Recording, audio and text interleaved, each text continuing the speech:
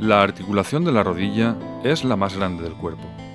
Es una articulación ginglimoide, bisagra modificada, que proporciona unos arcos de movilidad bastante amplios. Es una articulación muy superficial, susceptible de traumatismos, sobre todo al estar sujeta por dos arcos de palanca muy largos, el fémur y la tibia.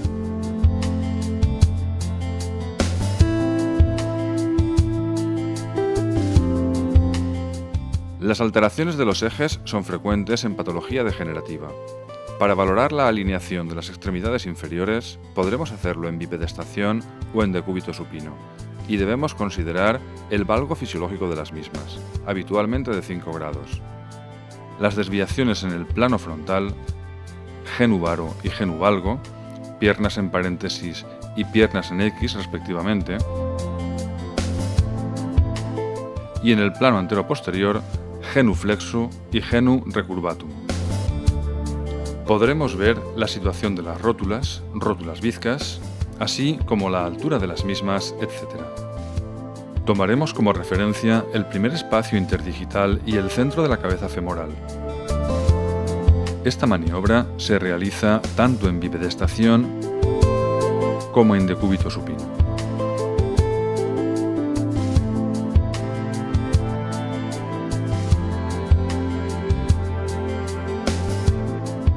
Otra medida útil será la distancia entre los maléolos tibiales, la cual se encontrará aumentada en el genu valgo. Y asimismo la distancia entre los cóndilos femorales aumentada en el genu varo. También podremos ver el déficit de extensión de la rodilla o signo del puente, así como el recurvatum o hiperextensión de la rodilla, frecuente en hiperlaxitud ligamentosa. Otra forma de medir el valgo o varo de la rodilla es con la ayuda de un goniómetro, dando el resultado en grados.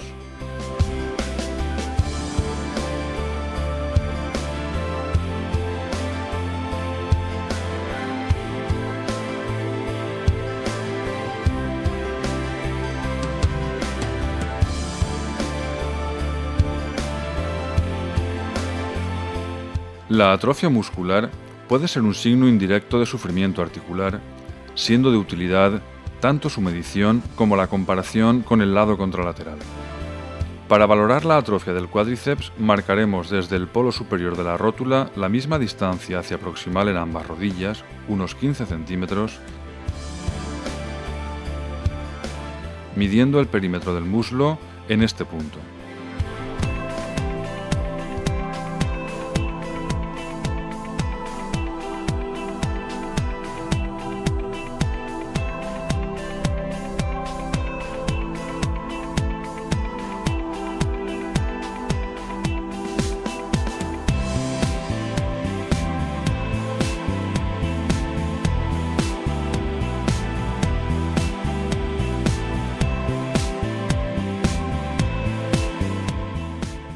Signo de Axhausen. Se trata de la palpación dolorosa de los cóndilos medial y lateral en casos de osteocondritis o necrosis condilar.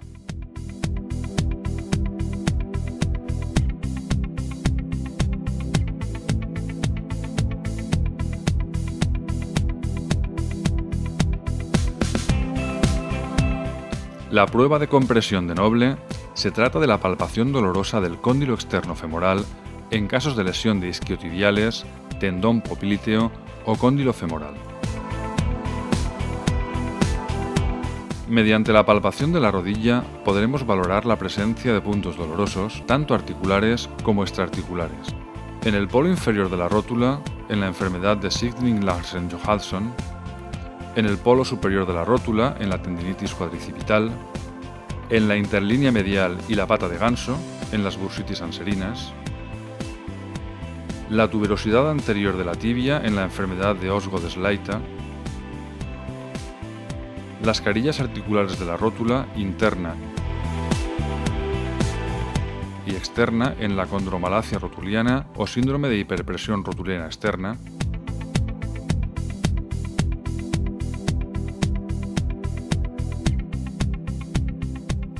Para comprobar si existe derrame articular, exploraremos el signo del peloteo o choque rotuliano, de modo que con una mano exprimiremos el fondo de saco subcuadricipital y con el dedo índice de la otra mano empujaremos la rótula contra el fémur.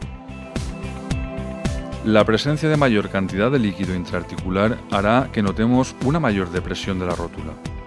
Se trata de una maniobra de gran importancia en urgencias para valorar la necesidad de realizar una artrocentesis o punción-evacuación articular.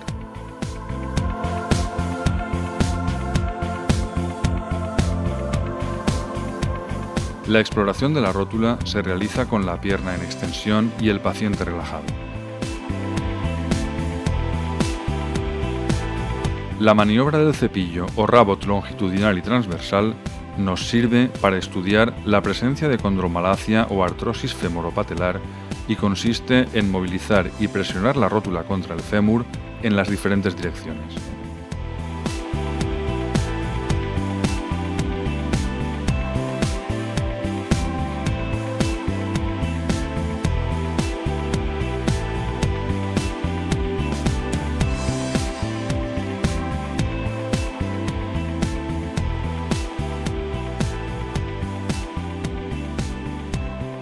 El signo de Tholen, también llamado de resistencia mantenida, se utiliza también para estudiar la presencia de patología femoropatelar. Consiste en bloquear con una mano la rótula mientras el paciente hace una contracción brusca del cuádriceps o intento de levantar la pierna.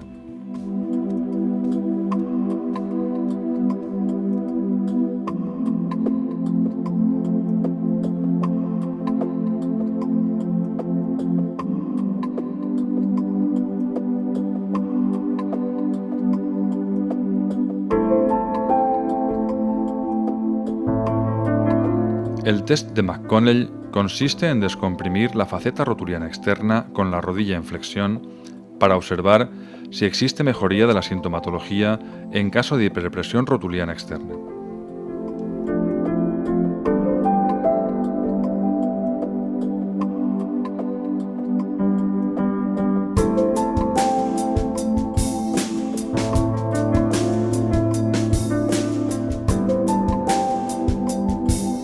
El aparato extensor de la rodilla puede afectarse a varios niveles, en roturas tendinosas cuadricipitales o rotulianas o a nivel óseo en la propia patela.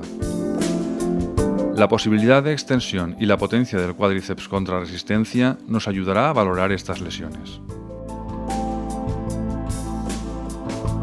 En los pacientes que sufren una desaxación del aparato extensor de la rodilla, en rodillas con genu valgo aumentado, existe una tendencia hacia la subluxación externa de la rótula o incluso la luxación. El test de Smiley consiste en forzar la subluxación externa provocando en el paciente la sensación de luxación inminente.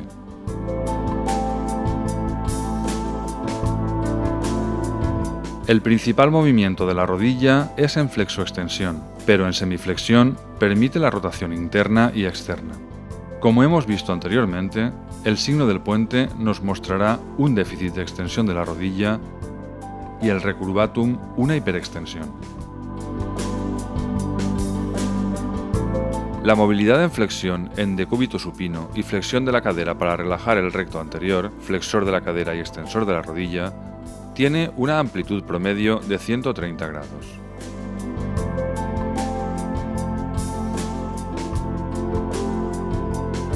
La extensión normal es de 0 grados, pudiendo haber un déficit de extensión en forma de flexo o signo de puente, o una hiperextensión de la rodilla en forma de recurvatum.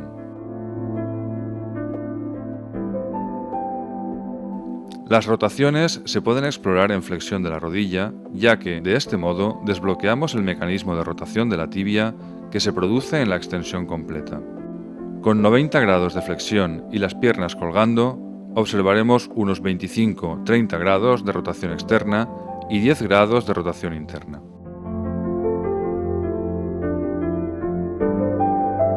En la exploración meniscal observamos unos signos funcionales destinados a provocar dolor y otros signos mecánicos destinados a provocar un crujido o resalte meniscal. Los signos funcionales suelen ser positivos en fase aguda, aunque no patognomónicos de ruptura meniscal. En el signo de Steinmann 1, con el paciente en decúbito supino, fijamos la rodilla con la mano izquierda y con la otra mantenemos la flexión entre 60 y 90 grados, realizando rotaciones de la pierna.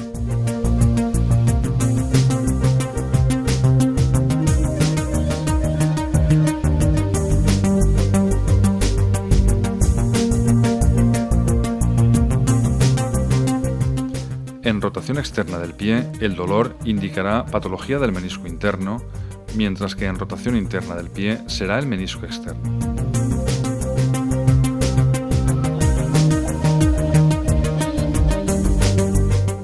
Para el estudio del menisco interno, con la mano izquierda, 2 dedos en la interlínea media y ejerciendo flexoextensión de la rodilla, en flexión el dolor se traslada hacia el dedo más posterior, mientras que en extensión el dolor es más anterior.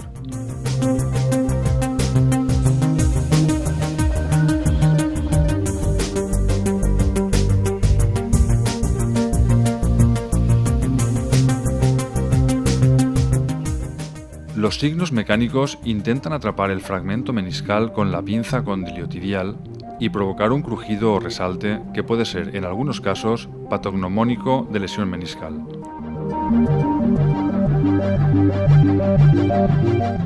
La expresión máxima del atrapamiento meniscal vendría representada en el bloqueo de la rodilla, sobre todo en roturas en asa de cubo.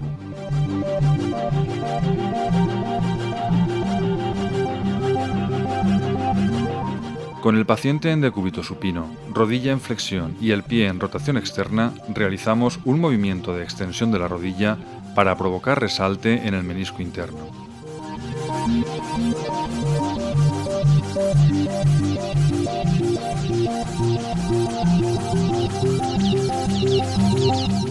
De la misma forma, con rotación interna del pie para el menisco externo, el talón señala el menisco explorado.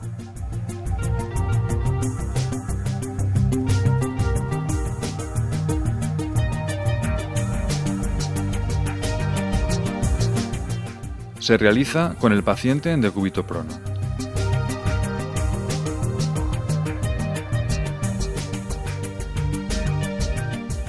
En un primer momento efectuamos una leve tracción con rotaciones sucesivas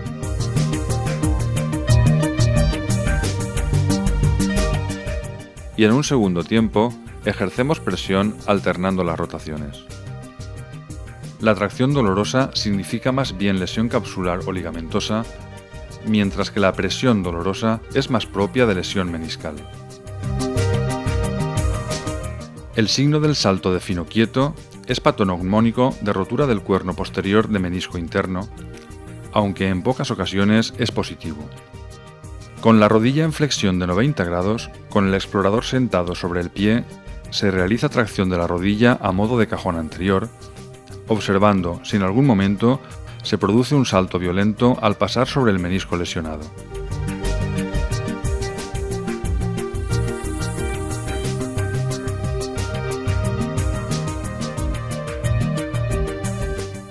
El signo popliteo de Cabot se utiliza para explorar el menisco externo. Con el paciente en decúbito supino y con la pierna a explorar cruzada sobre la contralateral en forma de 4, el paciente realiza extensión de la rodilla, provocando el pinzamiento del menisco externo, que incluso puede llegar a notarse en palpación.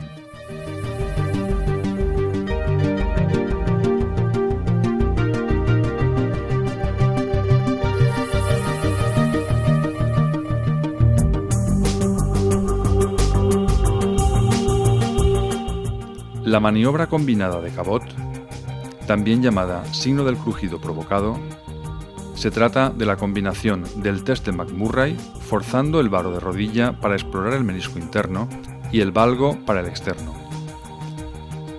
Con el paciente en decúbito supino, con el tobillo señalando el menisco interno, aplicaremos varo para realizar un McMurray.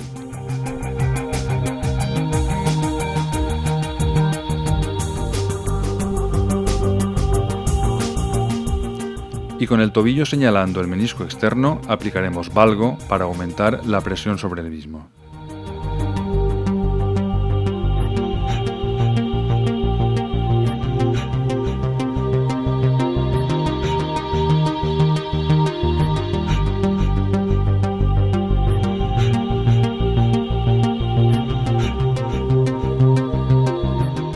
La exploración ligamentosa de la rodilla nos sirve para explorar la estabilidad de la misma.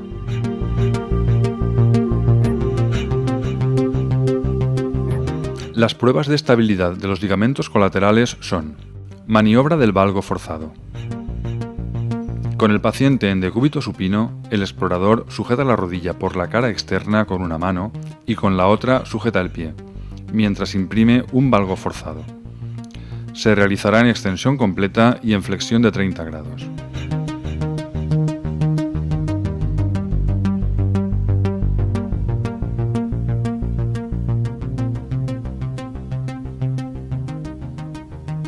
Se hace del mismo modo, pero cambiando la mano y forzando el varo.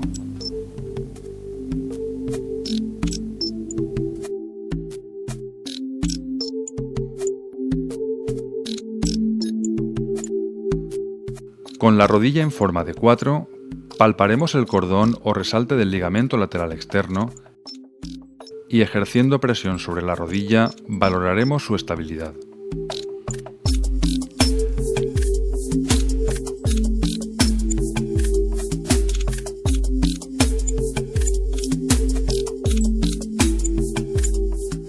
Para la valoración del ligamento cruzado anterior existen muchas pruebas que se basan en demostrar el desplazamiento anterior de la tibia.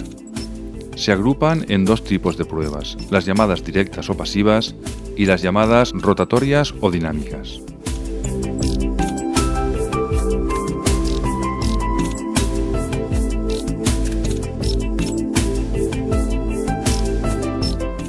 En la valoración de las pruebas directas o pasivas, utilizaremos el test del cajón anterior o test de Slocum.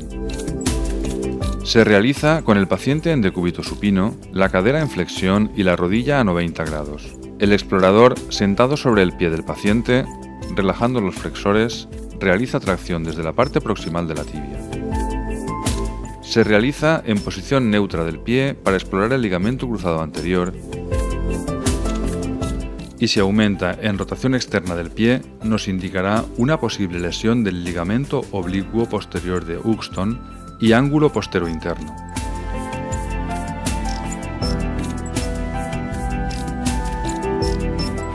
También se explora en rotación interna del pie.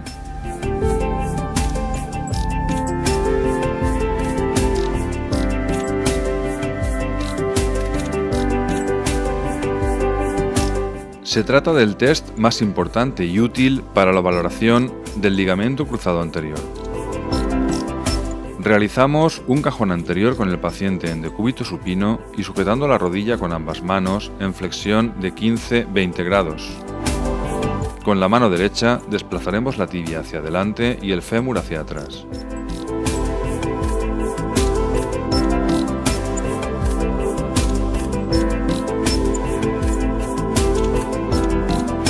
Se basan en provocar o reducir la subluxación anterior de la meseta tibial externa cuando la rodilla está cerca de la extensión. Son patoneumónicos de insuficiencia del ligamento cruzado anterior. Se realizan provocando estrés en valgo de la rodilla con la tibia rotada internamente.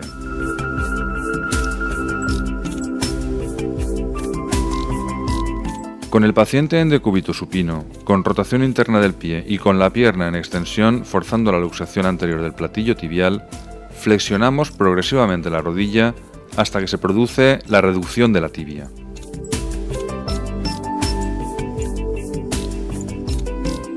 Para la valoración del ligamento cruzado posterior utilizaremos las siguientes pruebas. En la misma posición que para el cajón anterior, pero ejerciendo presión sobre la tibia hacia atrás, observaremos si existe desplazamiento posterior de la misma sobre el fémur.